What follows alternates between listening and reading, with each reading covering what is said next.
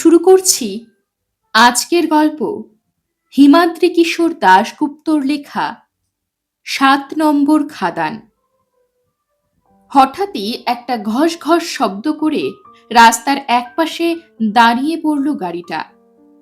সুনন্দ তার পাশের ড্রাইভারের দিকে তাকিয়ে প্রশ্ন করল, কি হলো? ড্রাইভার বলল, মনে হয় পিছনের একটা টায়ার ফেঁসে গেল। সে নেমে পড়ল গাড়ি থেকে। সুনন্দও নিচে নামল। হ্যাঁ, পিছনের বাঁ পাশের টায়ারটা চুপসে গিয়েছে। সেদিকে তাকিয়ে সুনন্দ বলল, টায়ারটা পুরনো নাকি? ড্রাইভার একটু আক্ষেপের সুরে বলল, না স্যার, একদম নতুন টায়ার। কলিয়ারের রাস্তা তো, ভারী ভারী ট্রাক চলে, লোহা লক্করের টুকরো পড়ে থাকে রাস্তায়, তাতেই মনে হয় ফেঁসে গিয়েছে।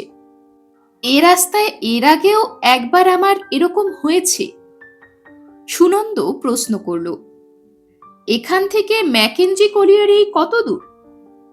ড্রাইভার দূরে অন্ধকারের দিকে আঙ্গুল তুলে বলল, ওদিকে ওই যে ওপাশে একটা টিলা দেখা যাচ্ছে, তার আরেকটু ওদিক থেকেই তো কলিয়ারি শুরু হয়েছে। ড্রাইভার যেদিকে দেখালো সুনন্দ তাকালো সেদিকে। আকাশে চাঁদ থাকলেও তার আলো কেমন যেন ম্লান। সেই আলোয় বেশ কিছু দূরে অস্পষ্ট কয়েকটা টিলা চোখে পড়ল সুনন্দর। গাড়ি যেখানে দাঁড়িয়ে পড়েছে সেখান থেকে জায়গাটা আধ মাইল মতো হবে। আরেকটু এগোলেই পৌঁছে যাওয়া যেত সেখানে। সুনন্দ ঘড়ির দিকে তাকালো। রাত ৯টা বাজতে চলেছে। কলিয়ারিতে গিয়ে কাজ সেরে কাল ভোরেই কলকাতায় ফিরতে হবে। তার কোম্পানির সেই রকমই নির্দেশ। ড্রাইভার গাড়ির ডিকি খুলে যন্ত্রপাতি নামাতে শুরু করলো চাকাটা পাল্টে ফেলার জন্য। সুনন্দ তাকে বলল, তোমার কত সময় লাগবে? ড্রাইভার বলল, বেশিক্ষণ নয়, আধ ঘন্টার মধ্যেই হয়ে যাবে। চারপাশে গুমোট গরম, আকাশে মেঘ আছে, তার আড়ালে মাঝে মাঝে ঢেকে যাচ্ছে চাঁদ। এখানে এর আগে কোনোদিন আসেনি সুনন্দ। সে যে কোম্পানিতে চাকরি করে তাদের বেশ কয়েকটা কয়লা খনি আছে এ অঞ্চলে। কোম্পানি তাদের গাড়িতে সুনন্দকে পাঠিয়েছে ম্যাকেঞ্জি খনি থেকে একটা রিপোর্ট সংগ্রহ করে হেড অফিসে জমা দেওয়ার জন্য। কলিয়ারের ম্যানেজারের রিপোর্ট তৈরি করে রাখার কথা। সুনন্দ অফিসে তার উপরওয়ালার মুখ থেকে যতটুকু শুনেছে তাতে সে জানতে পেরেছে যে কোম্পানি সম্ভবত বন্ধ করে দেবে তাদের খনি। হঠাৎই তার কানে এলো একটা গাড়ির ইঞ্জিনের শব্দ। শব্দটা শুনে সুনন্দ ভালো করে ঠাহর করবার পর বুঝতে পারল অন্ধকারের মধ্যে থেকে রাস্তার পাশের মাঠের ভেতর দিয়ে একটা গাড়ি যেন এগিয়ে আসছে তাদের দিকে। গাড়িটায় কোনো আলো নেই, শুধু তার শব্দটা ক্রমশ এগিয়ে আসছে। শব্দটা কানে গিয়েছে সুনন্দ ড্রাইভারেরও। সেও উঠে দাঁড়িয়ে তাকালো সেদিকে। তারপর বলল, মনে হয় একটা জিপ আসছে। গাড়ির ভেতর থেকে মুখ বাড়িয়ে এক ভদ্রলোক প্রশ্ন করলেন, আপনারা কি ম্যাকেঞ্জি খনিতে যাওয়ার জন্য কলকাতা থেকে আসছেন? তার প্রশ্ন শুনে অবাক হয়ে গেল সুনন্দ। উত্তর দিল, হ্যাঁ, আপনি? গাড়ি থেকে নেমে পড়লেন ভদ্রলোক। তার পরনে সাদা জামা প্যান্ট। ভদ্রলোকের বয়স বছর 50 হবে। ভদ্রলোক সুনন্দকে নমস্কার করে বললেন, আমি ম্যাকেঞ্জি কলিয়ারির ম্যানেজার। কোম্পানির হেড অফিস থেকে তার পেয়েছি আপনি আসছেন। দেরি হচ্ছে দেখে আপনাকে খুঁজতে বেরিয়েছি। এই ভদ্রলোকের থেকেই সুনন্দর রিপোর্ট সংগ্রহ করার কথা। সুনন্দ ভদ্রলোকের কথা শুনে প্রতি নমস্কার জানিয়ে বলল, আমি আগেই পৌঁছে যেতাম। আসলে দুর্গাপুরের কাছে একটা জ্যামে আটকে থাকতে হয়েছিল ঘন্টা দুয়েক। তারপর এ পর্যন্ত এসে আবার গাড়িটা পাংচার হয়ে গেল। ভদ্রলোক বললেন, এত দূর আসতে রাস্তায় নিশ্চয়ই আপনার খুব ধকল গিয়েছে। এদিকের রাস্তাঘাট তো বেশ ভাঙাচোরা। কথাটা ভুল বলেননি ভদ্রলোক। শেষ মাইল 20 পথ আস্তে আস্তে সুনন্দর মনে হচ্ছিল ঝাঁকুনিতে তার হাড় পাঁজর যেন আলগা হয়ে যাচ্ছে। ভদ্রলোকের কথার জবাবে সুনন্দ বলল, হ্যাঁ, একটু ধকল গেল। ভদ্রলোক বললেন, আপনি বরং সামনের রাস্তাটুকু আমার জিপে চলুন, বেশিক্ষণের পথ নয়, মাত্র মিনিট 15 লাগবে। তার কথা শুনে সুনন্দ তাকালো তার ড্রাইভারের দিকে। ড্রাইভার বলল, আপনি ওর সঙ্গে চলে যান, আমি পৌঁছে যাব ওখানে। সুনন্দ ড্রাইভারকে বলল, তুমি এই অন্ধকার রাস্তার মধ্যে গাড়ি নিয়ে একলা থাকবে নাকি? তার চেয়ে বরং গাড়িটা সারিয়ে নাও, তারপর একসঙ্গেই যাওয়া যাবে। তার কথা শেষ হবার সঙ্গে সঙ্গেই সেই ভদ্রলোক বললেন, ওর জন্য আপনার চিন্তা নেই, আমি একজন লোক এখানে রেখে যাচ্ছি। এই বলে তিনি মংলু বলে একটা হাঁক দিতেই জিপের পেছন দিক থেকে নেমে এলো একজন। লোকটি মনে হয় সাঁওতাল শ্রমিক গোছের। তার শরীরের কালো রং যেন মিশে গিয়েছে অন্ধকারের সঙ্গে। সে নিচে নেমে দাঁড়াবার পর তার ড্রাইভার বলল, আপনি যান না, এরকম অন্ধকার রাস্তায় একলা থাকার অভ্যেস আমার আছে। তাছাড়া ম্যানেজার সাহেব একজন লোক তো রেখেই যাচ্ছেন, আপনি ভাববেন না। যদিও ভদ্রলোক নিজেকে ম্যানেজার বলে পরিচয় দিচ্ছেন, আর সুনন্দর এই ভদ্রলোকের কাছ থেকে এই রিপোর্টটা নেওয়ার কথা, কিন্তু ইনি সত্যি সত্যি ম্যানেজার তো। অচেনা লোকের গাড়িতে চড়ে বসার আগে পরিচয় সম্বন্ধে নিশ্চিত হওয়া দরকার। ভদ্রলোক বুঝতে পারলেন সুনন্দর মনের কথা। তিনি একটু হেসে সুনন্দকে বললেন, এই অন্ধকার রাস্তার মাঝে হঠাৎ এসে হাজির হলাম বলে আপনি হয়তো ভাবছেন আমি সত্যি ম্যানেজার কিনা। আপনার ড্রাইভারকে জিজ্ঞেস করুন, ও আমাকে এর আগে দেখেছে। ড্রাইভার বলল, হ্যাঁ স্যার, উনি ম্যানেজার সাহেব। আগে যখন এখানে কোম্পানির সাহেবদের নিয়ে এসেছিলাম তখন ওনাকে দেখেছি। সুনন্দ একটু লজ্জা পেল। সে ভদ্রলোকের দিকে তাকিয়ে হেসে বলল, ঠিক আছে, চলুন আপনার গাড়িতেই যাওয়া যাক। ভদ্রলোক মংলু নামের লোকটিকে সেখান থেকে যাওয়ার নির্দেশ দিয়ে চেপে বসলেন জিপে। সুনন্দও তার নিজের গাড়ি থেকে ব্রিফকেসটা বের করে নিয়ে উঠে পড়ল জিপে। ভদ্রলোক চাবি ঘুরিয়ে গাড়ির ইঞ্জিন চালু করতেই গাড়িটা গো গো শব্দ করে উঠল। গাড়ির মুখটা প্রথমে ঘুরে গেল, তারপর রাস্তা ধরে চলতে লাগলো। গাড়িতে হেডলাইট নেই। সুনন্দ তাই প্রশ্ন করল, লাইট ছাড়া আপনি গাড়ি চালাচ্ছেন কিভাবে? ভদ্রলোক বললেন, এ অঞ্চলের রাস্তাঘাট আমি হাতের তালুর মতো চিনি, অন্ধকারে তাই আমার কোনো অসুবিধে হয় না। সুনন্দ বলল, আপনি নিশ্চয়ই অনেক কাল আছেন এখানে? ভদ্রলোক বললেন, হ্যাঁ, অনেক দিন, তা প্রায় 30 বছর হবে। সুনন্দর হঠাৎ খেয়াল হলো ভদ্রলোকের নামটা এখনো পর্যন্ত জানা হয়নি। তাই বলল, আচ্ছা, আপনার নামটা কি? ভদ্রলোক বললেন, আমার নাম নীলমাধব মজুমদার, যদিও এ নামে আমাকে এখানে কেউ খুঁজে পাবে না। সকলেই আমাকে এখানে ম্যানেজার বাবু বলেই ডাকে।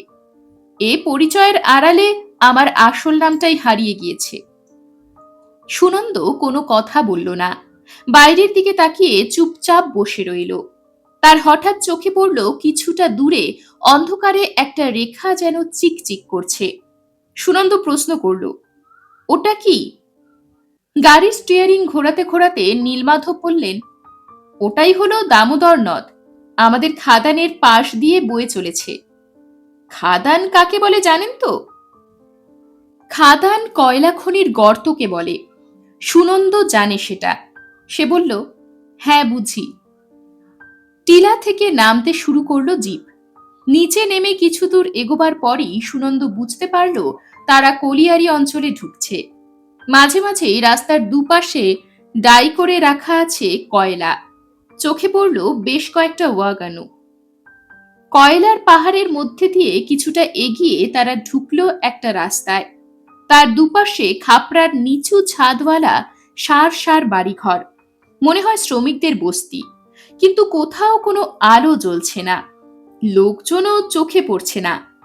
মিনিট 5 চলার পর আবার বাঁক নিল গাড়ি।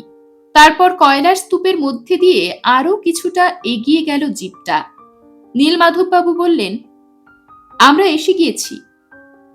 গাড়ি থেকে ব্রিফকেসটা নিয়ে নেমে পড়ল সুনন্দ। নেমে পড়লেন নীলমাধববাবু। সামনেই দাঁড়িয়ে আছে বিরাট একটা পুরনো আমলের বাড়ি। বাড়িটা দেখে সুনন্দর ধারণা হলো ভালো করে পরিচর্যা করা হয় না। বেশ কিছু ঝোপ জঙ্গল জন্মে গিয়েছে বাড়ির চারপাশে। গাড়ি থেকে নেমে বাড়ির দিকে এগোতে এগোতে নীলমাধববাবু বললেন, সাহেবরা যখন প্রথম এখানে এসে খনি ব্যবসা চালু করে তখন এটাই ছিল খনির অফিস বাড়ি। এখন অবশ্য কয়েক বছর ধরে নতুন অফিস বাড়ি তৈরি হয়েছে ৩ নম্বর খাদানের কাছে। সুনন্দ প্রশ্ন করল, তাহলে এ বাড়িটা? সদর দরজার তালাটা খুলতে খুলতে নীলমাধববাবু বললেন, আমি এ বাড়িটায় থাকি। আপনি একলা থাকেন এখানে? আপনার ফ্যামিলি? ভদ্রলোক বললেন, সারা জীবন এই কয়লা খনির শ্রমিকদের সঙ্গে কাজ করতে করতেই সময় কেটে গেল। বিয়ে থা আর আমার করা হয়নি। তাই বলতে পারেন ঠিক ফ্যামিলি বলতে যা বোঝায় তা আমার নেই। খাদানে যে শ্রমিকরা কাজ করে বলতে পারেন ওরাই আমার ফ্যামিলি। বাড়ির ভেতরটা অন্ধকার। দরজা খোলার পর নীলমাধববাবুর পেছন পেছন সুনন্দ একটা ঘর পেরিয়ে ঢুকল আর একটা ঘরের মধ্যে। ঘরে ঢোকার পর একটা লণ্ঠন জ্বালালেন। মৃদু আলো ছড়িয়ে পড়ল ঘরে। ঘরটা বেশ বড়। দেওয়ালের গায়ে দাঁড় করানো আছে সার সার লোহার আলমারি, সেলফ। তার মধ্যে গাদা করে রাখা আছে পুরনো কাগজপত্র, ছেঁড়া ফাইল ইত্যাদি। ঘরের ঠিক মাঝখানে রাখা আছে একটা বড় টেবিল। তার এক পাশে একটা পুরনো গদি লাগানো চেয়ার, অন্য পাশে কয়েকটা হাতলওয়ালা কাঠের চেয়ার। টেবিলের ওপর রাখা আছে কিছু ফাইলপত্র, পেপারওয়েট, কলমদানি ইত্যাদি। লণ্ঠনটা টেবিলে রেখে সুনন্দকে একটা চেয়ারে বসতে বলে গদি দেওয়া চেয়ারটায় বসলেন নীলমাধববাবু।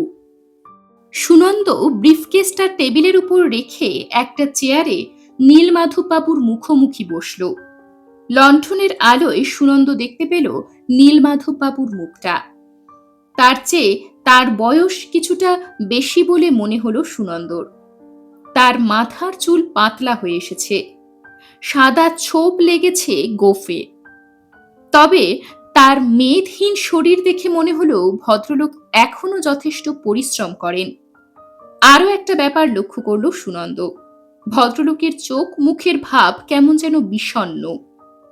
চেয়ারে বসার পর সুনন্দ কয়েক মুহূর্ত চুপ করে থেকে চলে গেল কাজের কথায়। নীলমাধববাবুকে বলল, যে রিপোর্টটা আমার হাতে আপনার দেওয়ার কথা সেটা তৈরি তো? কাল বিকেলের মধ্যেই কিন্তু রিপোর্টটা আমাকে হেড অফিসে জমা দিতে হবে। নীলমাধববাবু বললেন, হ্যাঁ, আমি তৈরি করেই রেখেছি। এরপর তিনি টেবিলের একটা ড্রয়ার থেকে রেক্সিন মোড়া একটা কভার ফাইল বের করে এগিয়ে দিলেন সুনন্দর দিকে। সুনন্দ ফাইলটা খুলল। একগোছা টাইপ করা কাগজপত্র রাখা আছে। কাগজপত্রগুলো অবশ্য কি তা দেখার কোনো দরকার নেই সুনন্দর। তার উপর শুধু নির্দেশ আছে ম্যানেজারের কাছ থেকে কাগজপত্রগুলো নিয়ে হেড অফিসে জমা দেওয়ার। ব্যাস, ওই পর্যন্তই তার কাজ। তাই ফাইলটা আবার বন্ধ করে ফেলল সে। নিজের ব্রিফকেসে ফাইলটা রেখে দেওয়ার পর সুনন্দ তাকালো নীলমাধববাবুর দিকে। সুনন্দর আসল কাজ চট করে শেষ হয়ে গেল। এখন রাতে তার মাথা গোজার ব্যবস্থা কোথায় হয়েছে জেনে নিতে হবে নীলমাধববাবুর কাছ থেকে। নীলমাধববাবু বললেন, আপনাকে একটা কথা জিজ্ঞেস করব? সুনন্দ বলল, করুন। নীলমাধববাবু জিজ্ঞেস করলেন, কোম্পানি কি খাদান বন্ধ করে দেবে?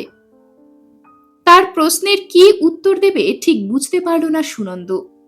এ ব্যাপারটা সেও শুনেছে, তবে তার সত্যতা কতটা তা সুনন্দর জানা নেই। সবটাই শোনা কথা। তাই বলল, কি জানি, সবই তো মালিকদের ব্যাপার। নীলমাধববাবু বিষণ্ণ হেসে বললেন, আমি কিন্তু বুঝতে পারছি খাদান বন্ধ হয়ে যাবে, সেজন্যেই রিপোর্টটা চেয়ে পাঠিয়েছে ওরা। একটু থেমে নীলমাধববাবু প্রশ্ন করলেন, আচ্ছা বলতে পারেন খাদান যদি সত্যি সত্যি বন্ধ হয়ে যায় তাহলে শ্রমিকদের কি হবে? এখানকার মাটি তো কালো পাথর, দিনের বেলায় বাতাস আগুন ছড়ায়, চাষবাস হয় না। খাদানের পারিশ্রমিকের উপরে নির্ভর করে বেঁচে আছে মানুষগুলো। কি হবে ওদের? কথাগুলো অন্ধকার রাস্তায় দাঁড়িয়েও মনে এসেছিল সুনন্দর। সে বলল, আপনি ওদের কথা খুব ভাবেন, তাই না? নীলমাধববাবু বললেন, হ্যাঁ, ওরাই তো আমার সবকিছু, ওদের নিয়েই তো জীবনটা কাটিয়ে দিলাম। সুনন্দ চুপ করে রইল। এ প্রসঙ্গে আর কিছু আলোচনা করা উচিত কিনা বুঝে উঠতে পারল না। আবার মুখ খুললেন নীলমাধববাবু। সুনন্দর দিকে তাকিয়ে বললেন, আপনি আমার একটা কাজ করে দেবেন? তার গলায় অনুরোধের স্পষ্ট সুর বুঝতে পারল সুনন্দ। জিজ্ঞেস করল, বলুন, সম্ভব হলে করব। নীলমাধববাবু বললেন, একটা কাগজ আপনাকে পৌঁছে দিতে হবে হেড অফিসে। একটা ক্ষতিপূরণের ব্যাপার আছে। খাদান বন্ধ হয়ে যাওয়ার আগে যদি কাগজটা হেড অফিসে পৌঁছানো যায় তাহলে কিছু গরিব মানুষ আর কটা দিন হয়তো বাঁচতে পারে। সুনন্দ বলল, ঠিক আছে, কাগজটা আপনার নাম করে হেড অফিসে জমা দিয়ে দেব। তার কথা শুনে ম্লান হাসি ফুটে উঠল নীলমাধববাবুর মুখে। তিনি বললেন, ধন্যবাদ, খুব উপকার করবেন আপনি, কিন্তু কাগজটা তো এখানে নেই, অন্য জায়গায় আছে। আপনি কোনোদিন খাদান দেখেছেন? সুনন্দ বলল, না। নীলমাধববাবু বললেন, দেখবেন নাকি খাদান? আপনাকে যে কাগজটা দেব সেটা 7 নম্বর খাদানের ভেতরে রাখা আছে। চলুন, আপনার খাদান দেখাও হবে আর একা একা বসে থাকতেও হবে না। সুনন্দ অবাক হয়ে বলল, রাতেও খাদানে কাজ হয় নাকি? নীলমাধববাবু বললেন, সব সময় না হলেও কোনো কোনো সময় হয়। এই মুহূর্তে 30 জন শ্রমিক রয়েছে সেখানে। সে বলল, ঠিক আছে চলুন, কিন্তু আমার গাড়িটা এখনো এলো না। নীলমাধববাবু বললেন, চিন্তা করবেন না, গাড়ি ঠিক চলে আসবে। বাড়ির বাইরে বেরিয়ে সুনন্দ দেখতে পেল চাঁদ ঢেকে গিয়েছে মেঘের আড়ালে। চারিদিক অন্ধকার। আকাশের কোণে একবার বিদ্যুতের ঝিলিক চোখে পড়ল তার। হয়তো বৃষ্টি নামবে। অন্ধকার রাস্তায় সুনন্দকে নিয়ে হাঁটতে শুরু করল নীলমাধববাবু। এরপর নীলমাধববাবু বললেন, দেখবেন খনির ভিতর কি অসম্ভব পরিশ্রম করে শ্রমিকরা। অন্ধকারের মধ্যে মিনিট 5 চলার পর সুনন্দ যেখানে এসে হাজির হলো তার চারদিক ছোট বড় কয়লার পাহাড় ছড়িয়ে ছিটিয়ে রয়েছে। একপাশে রাখা আছে সার সার ট্রলি। ওতেই কয়লা নিচ থেকে রেল লাইনের মতো লাইনের উপর দিয়ে ঠেলতে ঠেলতে উপরে আনা হয়। কাছেই একটা বড় ওয়াচ টাওয়ার অন্ধকারে ভূতের মতো মাথা তুলে দাঁড়িয়ে আছে। সামনেই একটা জায়গা উঁচু জাল দিয়ে ঘেরা। টর্চ জ্বাললেন নীলমাধববাবু। জালে ঘেরা জায়গাটার ভেতর ঢোকার জন্য একটা দরজা মতো আছে। সুনন্দ দেখল তার মাথার উপর লটকানো একটা টিনের সাইনবোর্ডে হিন্দিতে লেখা আছে 7 নম্বর খাদান, ম্যাকেঞ্জি কলিয়ারি। জালে ঘেরা জায়গাটায় ঢোকার পর নীলমাধববাবু বললেন, এ খাদানে লিফট নেই, পায়ে হেঁটে নামতে হবে, তবে আপনার কোনো ভয় নেই। এই বলে তিনি টর্চের আলো ফেললেন সামনের জমির উপর। সুনন্দ দেখতে পেল বিরাট একটা গহ্বর হাঁ করে আছে সেখানে। রেল লাইনের মতো ট্রলির লাইন এগিয়ে গিয়ে হারিয়ে গিয়েছে সেই অন্ধকার গহ্বরের মধ্যে। নীলমাধববাবু টর্চ জ্বালিয়ে ঢুকলেন গহ্বরের মধ্যে। পেছনে সুনন্দ। ঢালুপথ ক্রমশ নিচের দিকে নেমে গিয়েছে। নামতে নামতে নীলমাধববাবু জিজ্ঞেস করলেন, আপনার কি ভয় করছে? মনের ভেতর একটু ভয় ভয় করলেও সুনন্দ মুখে বলল, না। আনুমানিক 4-5 তলা বাড়ির সমান নিচে নামার পর যেন আলোক রেখা চোখে পড়ল সুনন্দর। অস্পষ্ট শব্দ যেন কানে আসতে লাগলো। আরেকটু নিচে নেমে সুনন্দ হাজির হলো একটা প্রায় সমতল জায়গায়। সে জায়গাটা ঠিক যেন নিচু ছাদওয়ালা বিরাট হল ঘরের মতো। সেখানে দেওয়ালের গায়ে হলদেটে আলো জ্বলছে। লম্বা ধরনের ঘরটার শেষ প্রান্ত থেকে ভেসে আসছে ঠক ঠক শব্দ। কালো কয়লার দেওয়ালে গাইতি চালাচ্ছে শ্রমিকরা। নীলমাধব বাবুর সঙ্গে সুনন্দ এগিয়ে গিয়ে দাঁড়ালো। বেশ কয়েকজন শ্রমিক কাজ করছে সেখানে। ওখানে দাঁড়িয়ে বেশ কয়েকটা সুড়ঙ্গ চোখে পড়ল সুনন্দর।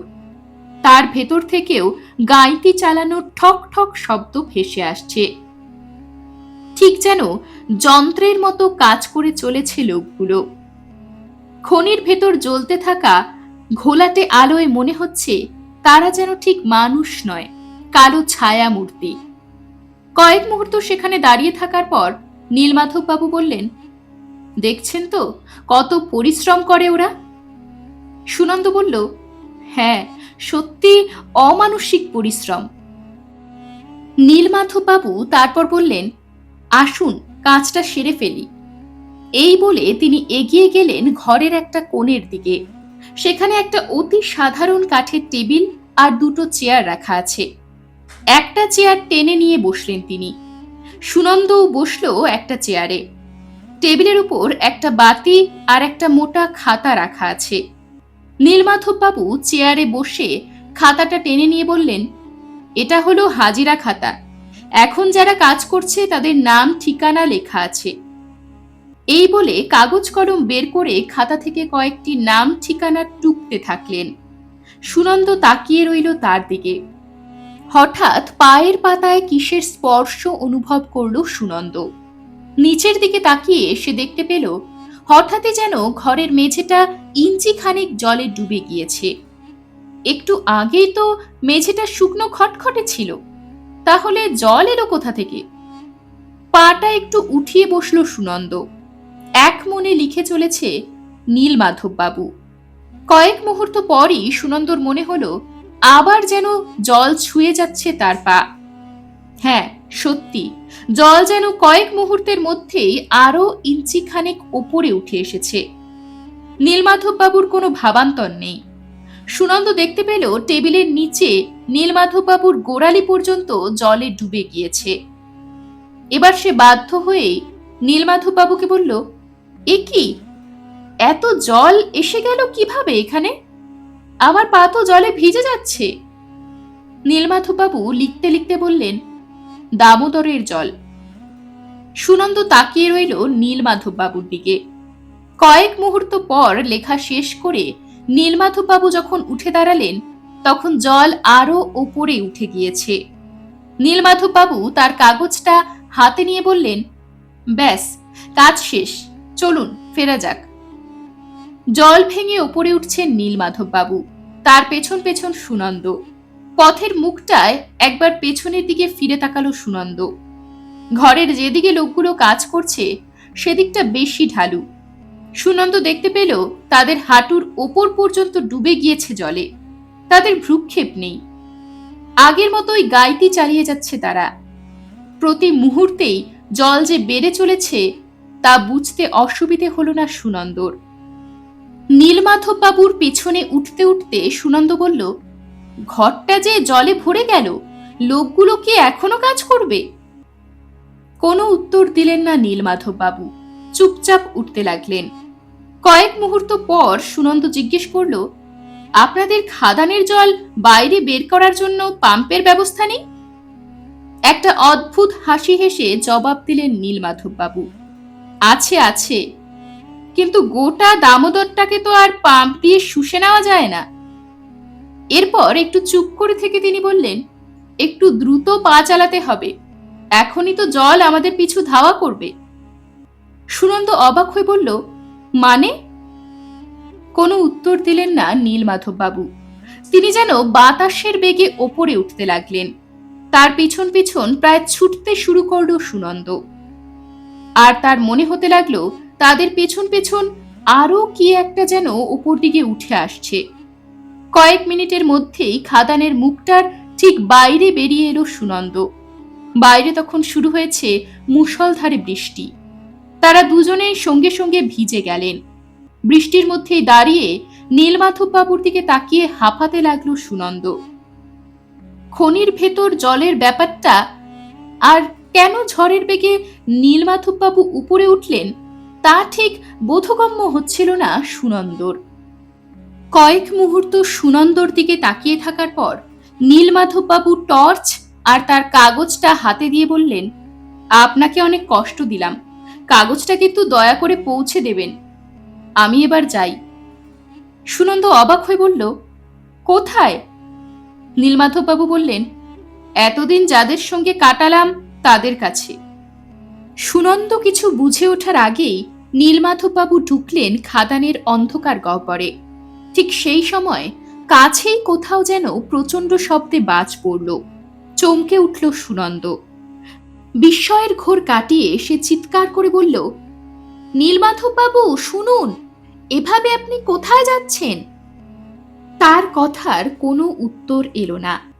সুনন্দ টর্চটা জ্বালিয়ে আলো ফেলল খাদানের ভেতর। সে দেখতে পেল জল প্রায় খাদানের মুখ পর্যন্ত উঠে এসেছে। মুহূর্তের জন্য একবার যেন নীলমাধববাবুকে দেখতে পেল সুনন্দ, আর তারপরেই তিনি নিমেষে হারিয়ে গেলেন জলপূর্ণ খাদানের গভীরে। সুনন্দ চিৎকার করে উঠল, নীলমাধববাবু! আর তারপরেই জ্ঞান হারালো সুনন্দ। পরদিন সকালে কলিয়ারের রেস্টরুমের বিছানায় জ্ঞান ফেরার পর সুনন্দ যখন উঠে বসল, তখন সে দেখতে পেল তার বিছানার সামনে দাঁড়িয়ে আছে তারই গাড়ির ড্রাইভার ও আরেকজন সাদা জামা প্যান্ট পরা ভদ্রলোক। সেই ভদ্রলোক নিজেকে কলিয়ারের ম্যানেজার বলে পরিচয় দিয়ে বললেন, কি মশাই, আপনি 7 নম্বর খাদানের কাছে চলে গিয়েছিলেন কিভাবে? আপনার ড্রাইভার আর আমি অনেক খোঁজার পর আপনাকে পেয়েছি। তার কথা শুনে সুনন্দ বলল, আপনি ম্যানেজার? তাহলে নীলমাধববাবু? তার কথা শুনে একটু চুপ করে থাকার পর ভদ্রলোক বললেন, নীলমাধববাবুর সঙ্গে আপনার পরিচয় ছিল বুঝি, কিন্তু তিনি আর এখন নেই। নেই মানে? সুনন্দ আবার জিজ্ঞেস করল। ভদ্রলোক বললেন, ঘটনাটা হয়তো আপনার জানা নেই। মাস 3 আগে গার্ডওয়াল ভেঙে দামোদরের জল এক রাতে ঢুকে পড়ে 7 নম্বর খাদানে। নীলমাধববাবু আর জনা 30 লোক তখন কাজ করছিলেন। তারা কেউই আর বাইরে বেরিয়ে আসতে পারেননি। সকলেরই সলিল সমাধি ঘটে। নীলমাধববাবুর পর আমি ম্যানেজারের দায়িত্ব গ্রহণ করেছি।